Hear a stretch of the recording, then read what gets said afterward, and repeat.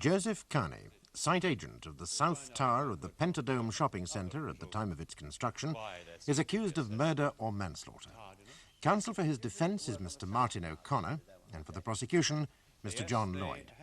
In the course of Mr. Lloyd's case, the court has heard how on September the 14th, the huge dome, supported only by 3 slender towers, constructed out of the new super-strong material known as King Kong muscle, collapsed, killing 8 people.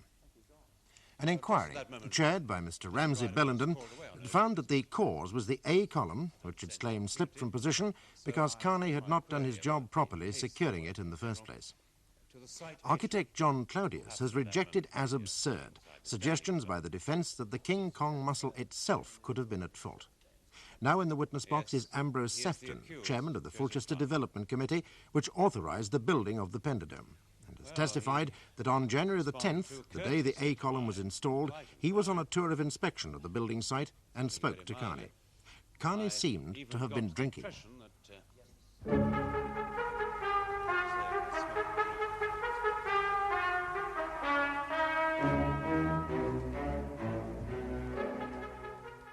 Mr. Sefton, you mean Kony was drunk? No, I smelt drink. He told me that he wasn't at all surprised that a man like me should find work on the Pentadome too slow. He said it all went to show what a politically motivated job it all was. He said it already cost him his wife, and that nothing else was really important to him. Cost him his wife? Yes. Now, what do you think he meant by that, Mr. Sefton? I've no idea. Mr. Sefton, is it possible for you to give us the exact words? It helps very much to the understanding of reported conversation. Well, I do recall the last thing that Kony said to me very clearly. Oh, yes. He suddenly says, "You're the sort of character who's selling this country out, aren't you? Destroying what's left. A chap who cares about such things should put a stop to what you're doing here. Sabotage this bloody project. Sabotage it." Sabotage it? Thank you, Mr. Sefton.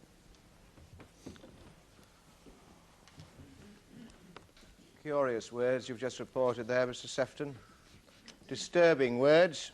In view of what happened later, yes, I'm afraid so. You do appreciate this changes things considerably, don't you, Mr. Sefton?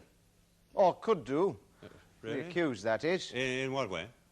Well, the suggestion so far has been that for various reasons, which still remain obscure, the accused was so grossly negligent in performing his duties on January the 10th that he might be considered to have contracted the guilt of manslaughter. Now you're raising a suggestion that he deliberately sabotaged this building. I'm simply reporting what was said to me. You tell us all Kony had been drinking on January the 10th, too. You can't tell us how much, can you? No, of course I can't do that. You seem to be saying that if he wasn't positively contemplating criminal action, he was at least in no state to behave responsibly.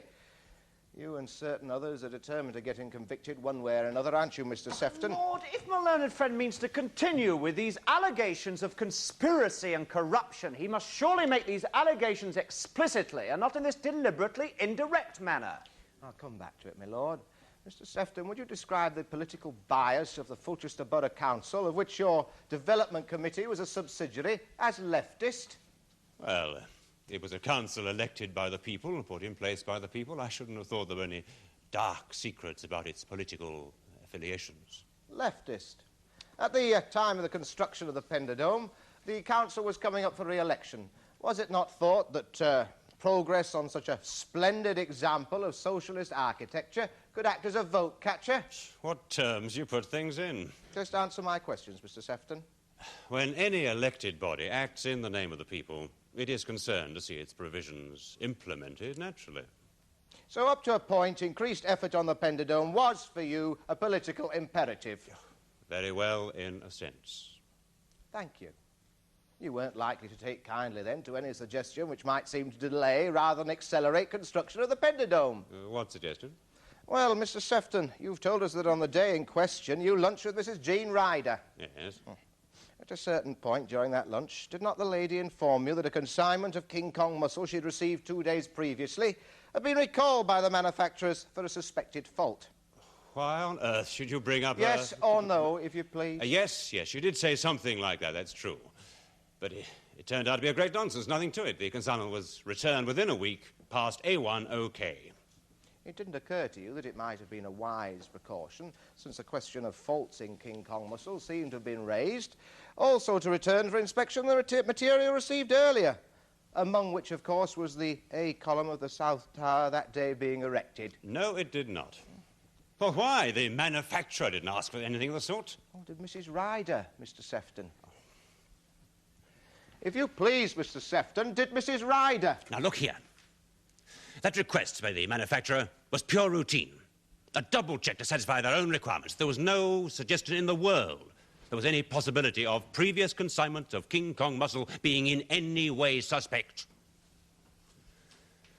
Mrs. Ryder may have wished to observe every precaution, but in my view she was being too scrupulous, overreacting. Oh, yes, it would certainly have wasted time. One can see that. Did you know? Held up construction. Well, there was some rumour. Well, the inquiry should have been What told. was, Mr. Sefton? Did you tell the Bellington inquiry about the materials that had been recalled? No? Well, it wasn't my province. I'm not an engineer, you know. Thank you, Mr. Sefton. I have no further questions for this witness, my lord. Mr. Sefton, I'm sorry, but I must put a question to you, which you'll no doubt find a very peculiar one. But unfortunate, obscure insinuations have arisen in this case, which we must at once dispose of. So, have you, at any time, whether alone or in the company of others, entered into a plot, whether leftist or otherwise, to incriminate the accused, Joseph Kony? No, that's manifest nonsense. Anyone would know. And you take your oath on that, do you? I'm under oath, yes. Yes. Thank you, Mr. Sefton. Does your lordship have any questions? No, thank you. Very well, Mr. Sefton. I call Wilfred Minto. Wilfred Minto, please.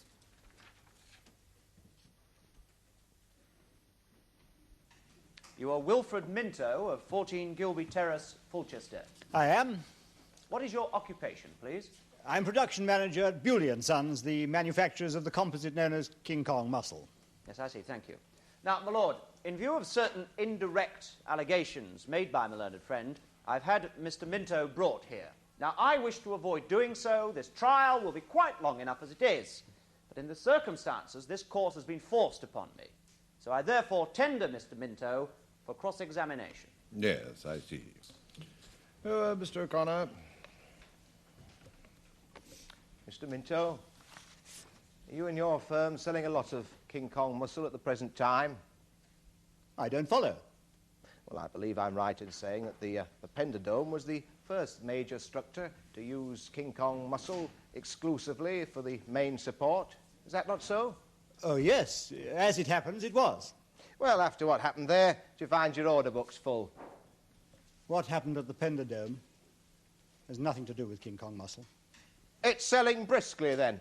Well, just at the moment, there isn't quite the demand one might have expected. No, but then it's really much more expensive than other support materials and structural materials. And the construction industry is notoriously conservative in such matters. Of course.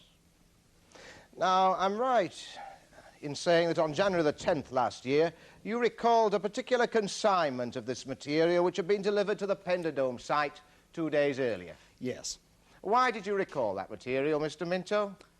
Well, see, King Kong muscle is more or less new material.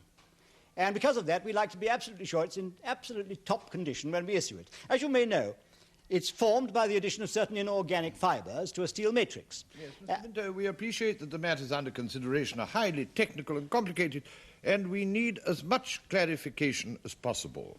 Why, my lord, the actual making of King Kong muscle is an industrial secret. I hope I may not be required to divulge that here. I shouldn't have thought it was necessary to state the precise formula, no. But outstanding mechanical strength is claimed for these new compounds. Indeed, we have here the agreement specification allowing just that for King Kong muscle, and I think it would at least be helpful to know how that strength was obtained. Well, the use of inorganic fibres to reinforce existing materials and give them super strength is something really pretty new. It began when it was discovered that the fibres concerned could be produced by spinning viscose rayon with certain inorganic oxides, such as silica or alumina. or simply by growing them as monocrystals out of gas or liquid phases. This process is the method we use for King Kong mussel. Then the fibres must be fused into the matrix under intense heat, and a new super strong compound is the result. Yes. Thank you. What did you suspect was wrong with the King Kong mussel you recalled on January the 10th, Mr. Minto? Shortly after we dispatched that particular consignment of King Kong mussel, we were testing some more, made with fibres produced at precisely the same time. And under test, the specimen... Yes, Mr. Minto? The specimen failed to register required strength.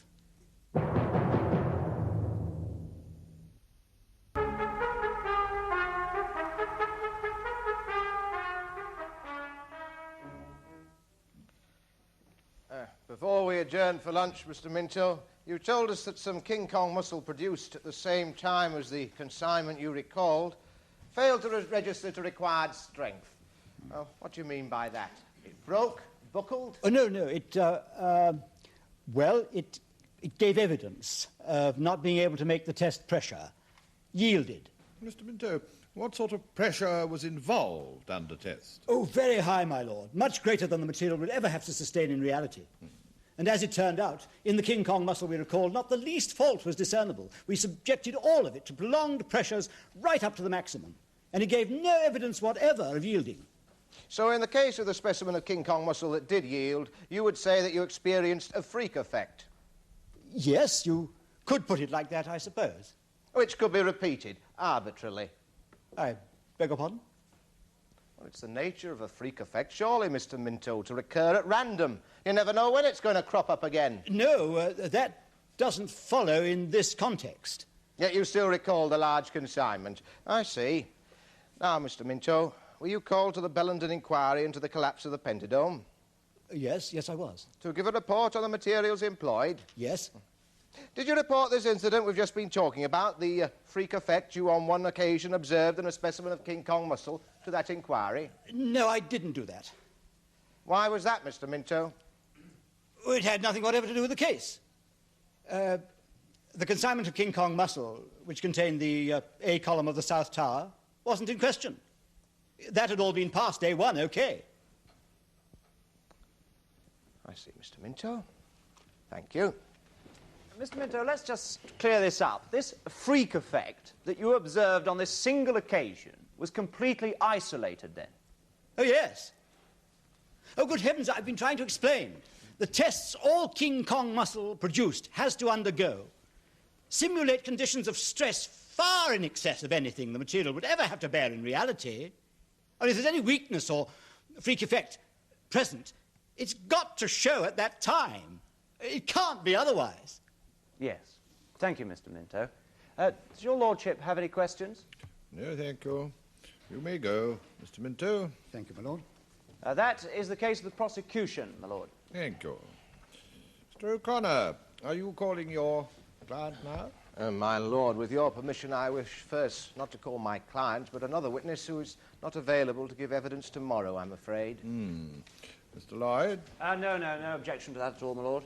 I call Brenda Kony. Brenda Kony, please.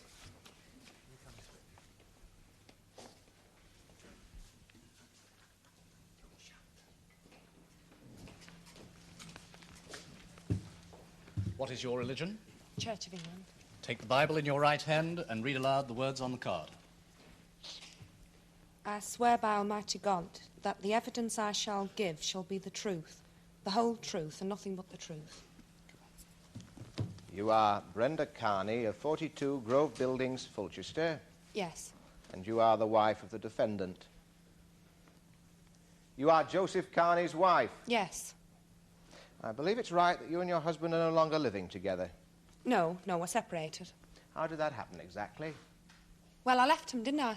Left him? Yes. And when precisely did you leave your husband, Mrs. Kony? On January 10th last year, at 8 o'clock in the morning. Well, I remember it so well, you see, because that day I'd start work at past. Well, since I was going out on my own, I couldn't afford to lose a day's pay, could I? Obviously not a hasty decision on your part, Mrs. Kony. No. Did your husband try and stop you leaving him? Yes, he did. There was quite a bit of trouble. It surprised me in a way. I would have thought he knew it was on the cards by then. But he acted as though it was a complete surprise. Well, for a moment there, he was even violent. Shouted, knocked things about. In the end, I reckoned I was lucky to get out the door in one piece. So it'd be fair to say that he was upset himself when he went to work on January the 10th. Oh, I'll say. Thank you, Mrs. Carney.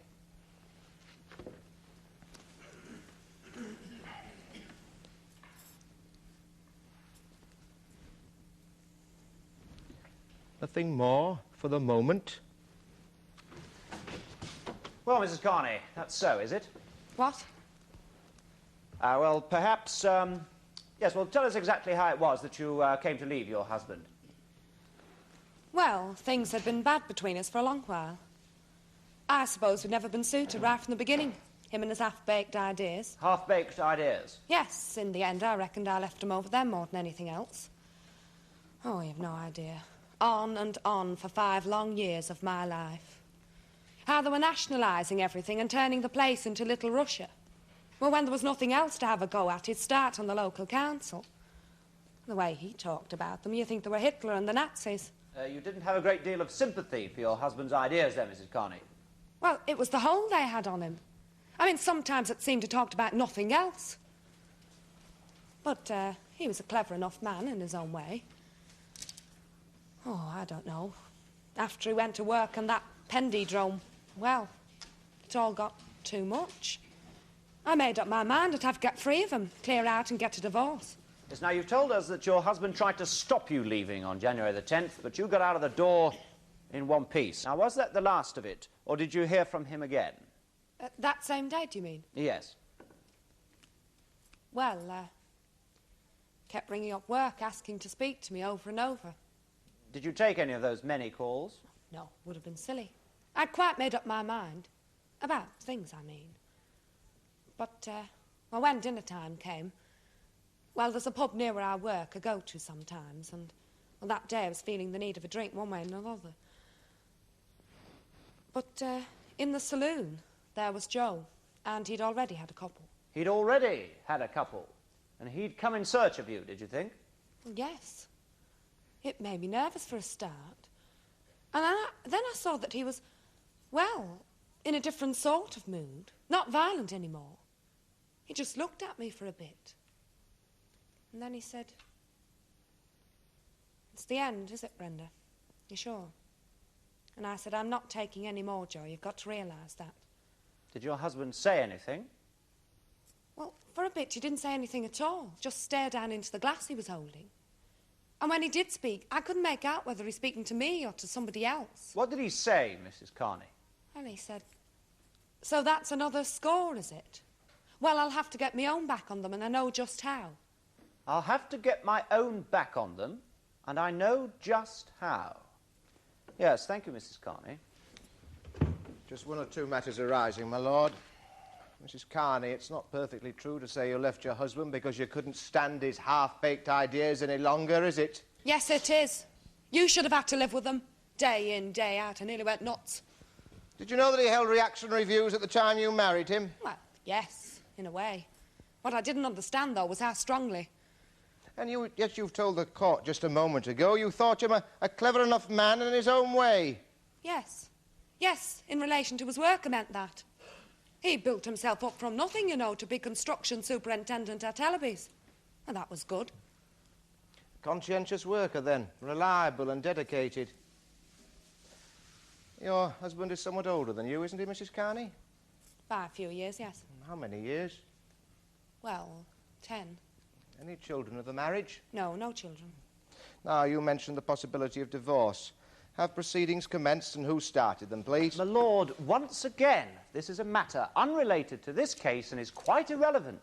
Oh, Mr. Lloyd, it was you yourself who raised the issue of why she left her husband. Have divorce proceedings begun yet, Mrs. Carney? Well, yes. Then I think you can answer the other part of the question. Who is bringing the divorce, Mrs. Carney? My husband. Well, now, Your husband is suing you for divorce. Yes. Oh, very well then. I suppose it's got to be said sooner or later. Well, you see, there was this fella. You mean you had a lover? Yes. Is it the man that you're living with at the present time? Yes. At the time... Well, I was driven to it, though. At the time Joe that you and left his your crazy husband, was he ideas. aware Not a that you were bloody being moment's peace. unfaithful to him? What? Well, you were being unfaithful to him at that point, weren't you? Yes. And did your husband know that this was at least part of the reason for your going? Well... Or did he, or didn't he? No. No what? No, he didn't know that just then. Did you enlighten him, Mrs. Carney?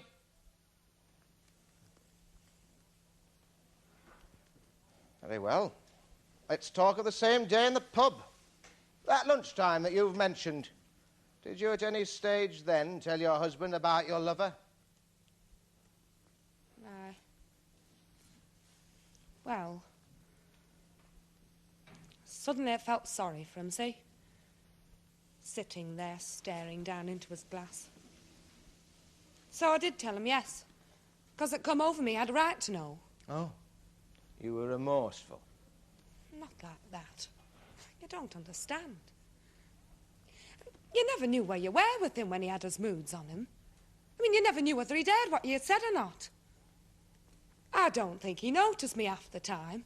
The other half he could be bloody hard. He practically would have chained me up if he had his way. Mrs. Carney, did you tell your husband of your lover before he said to you, so that's another score, well, I'll have to get my own back on them, and so on? Yes. Rather takes away the fearful portent of those words, doesn't it? Thank you, Mrs. Carney. No further questions. May the